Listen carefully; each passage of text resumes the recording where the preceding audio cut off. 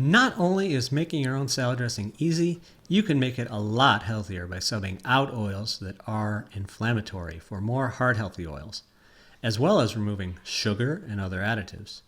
In this video, I'll show you how to make two salad dressing favorites, Italian and balsamic vinaigrette. Now, if you're pressed for time and want to jump straight ahead to how to make the dressing, then look for the timestamps in the description below or the marks on the time bar on the screen. But if you give me just a few minutes to let you know why you need to understand this, I believe you will learn something really valuable to help you make a lasting change to your health.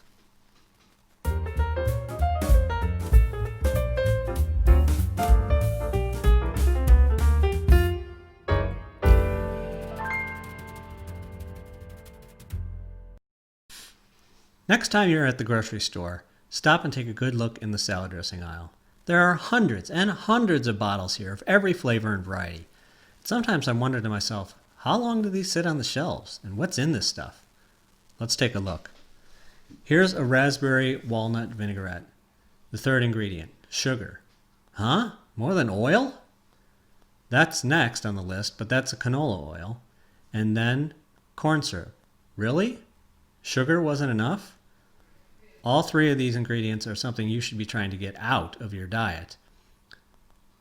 How about a nice Italian dressing? Well, at least sugar comes after the oil on this, but is sugar really necessary?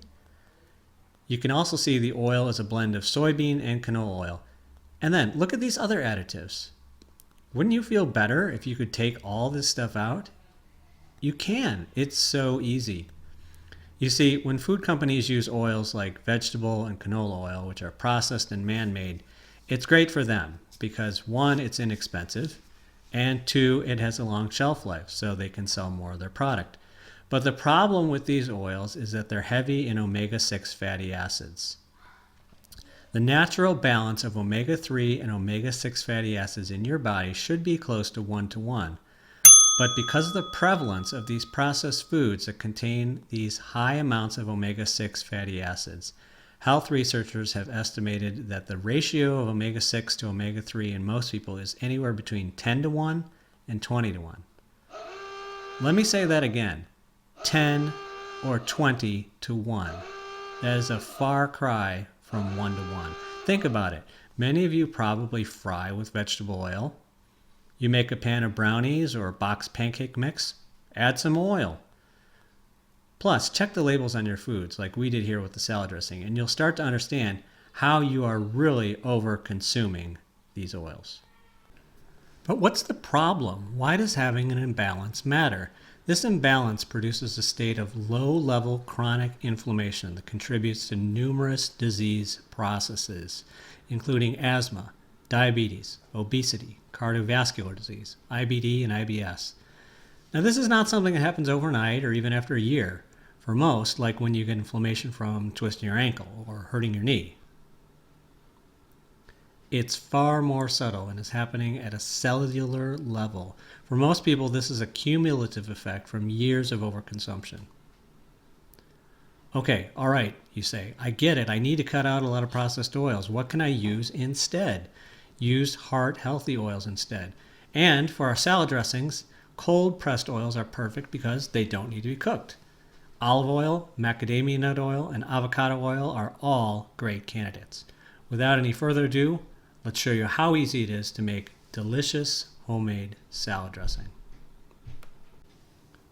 First, the Italian dressing. As our oil, we'll be using an extra virgin olive oil. Whatever you got's great, but if you could spring for a little bit better quality oil, your salad dressing will taste that much better. Then you can add a 1/4 cup red or white wine vinegar. I'm using white here. And then our spices include crushed red pepper, onion powder, garlic powder. If you have fresh, you can use it, but otherwise dried basil and oregano are fine. And then salt. And of course, life is always even better with freshly cracked pepper. So we've got 3/4 cup of olive oil, 1/4 cup of the white wine vinegar, And then I've got all my spices in this bowl, and you can see the exact amount in the recipe listing in the description below. So we used a blender and started with the vinegar and the spices in the bottom, and then turned on the blender and gradually in a steady stream added the olive oil. However, I forgot this was totally unnecessary because there is no emulsifier which would emulsify the oil and vinegar in this recipe. So we could have just as easily put this in a mason jar and shook it up. Eventually it will separate and you will have to reshake it to mix everything together again. So make it easier on yourself and avoid the blender for this step. That's it, you're done. You can pour this in a special salad dressing container. They're available readily on Amazon or your favorite retailers, or you could just store it in a mason jar.